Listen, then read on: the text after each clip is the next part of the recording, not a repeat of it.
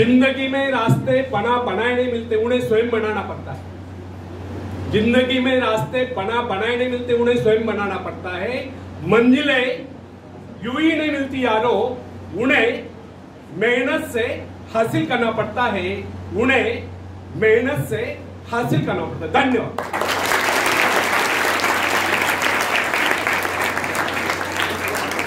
तो फ्रेंड्स, जब सागर शांत हो तो जहाज के चालक को अधिक होशियारी से जहाज चलाने की आवश्यकता नहीं पड़ती, लेकिन जैसे तूफान आता है, जहाज डूबने का खतरा पैदा होता है, तब यही चालक या कप्तान अधिक सावधानी बरतने लगता है।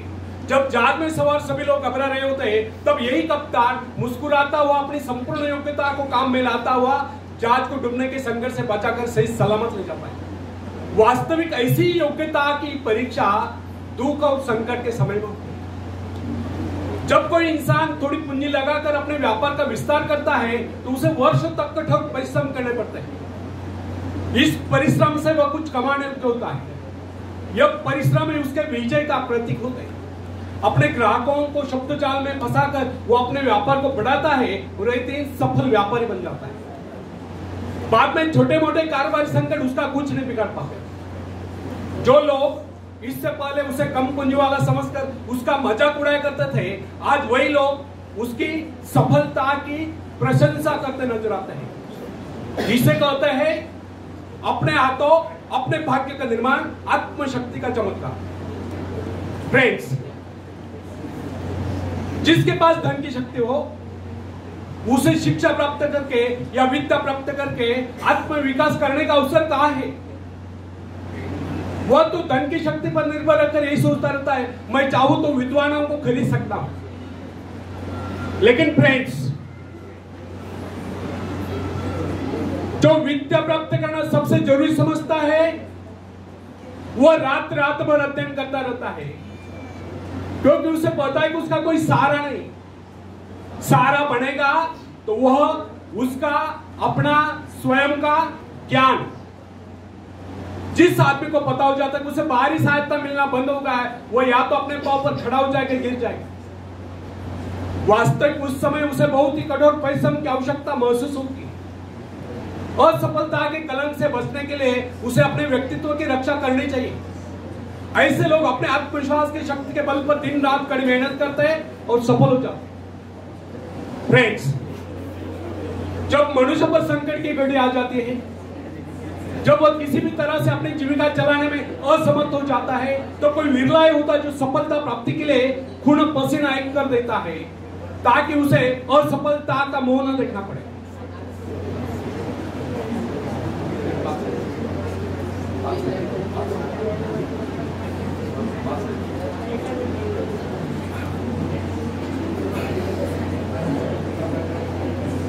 फ्रेंड्स, आवश्यकता ही आविष्कार की जननी है। जरूरत का ही कमाल है जिसने मानवीय सभ्यता को कहां से कहां पहुंचा दिया। अश्म युग से संगणक युग तक या आर्टिफिशियल इंटेलिजेंस युग तक जरूरत की लक्ष्य का निर्धारण करती है। इसे पाने के लिए वैज्ञानिक तथा शोधकर्ता जी जान से जुट जाते हैं। मनुष्य की गुप्त शक्ति का पता उस समय चलता है जब कोई जरूरत आकर उसके सामने खड़ी होती है, उसकी पूर्ति के लिए वह संघर्ष करता है। मनुष्य की यह गुप्त शक्ति आपातकाल में प्रकट होती है। इसका सीधा अर्थ यह हुआ, यदि मनुष्य को किसी वस्तु की आवश्यकता ही न हो तो उसके आंतरिक शक्ति का अंत हो जाएगा। बाहरी सहायता लेने से भी इस आंतरिक शक्ति को बाहर निकलने का अवसर नहीं मिलता। जो काम इस शक्ति द्वारा लिया जाने वाला था, वही काम हम दूसरों की सहायता लेकर झटपट कर डालते हैं और पंगु तथा शक्तिहीन बने रहते हैं।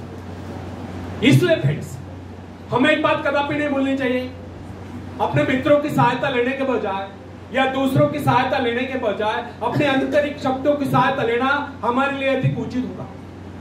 क्योंकि आत्मनिर्भरता एक ऐसी शक्ति है जो मित्रता यानी कि मित्रों से ली हुई सहायता, प्रभाव, दूसरों का प्रभाव, धन संपत्ति, दामकरी काम, ऊंचा वंश यानी कि ऊंचे खानदान में जन्मोपायी व्यक्ति का सहारा लेना या बाहरी किसी भी प्रकार की सहायता, इन सब की सामूहिक शक्ति से ही शक्तिशाली होती है।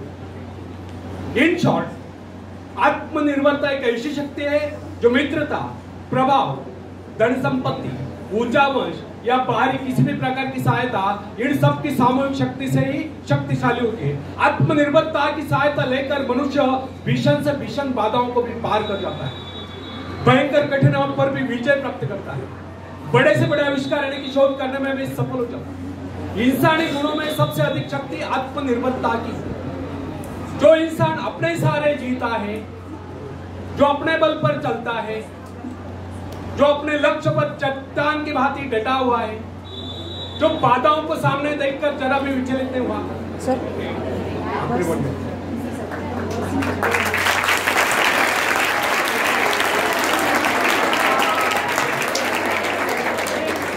आखिर में एक शेर सुनाता हूं।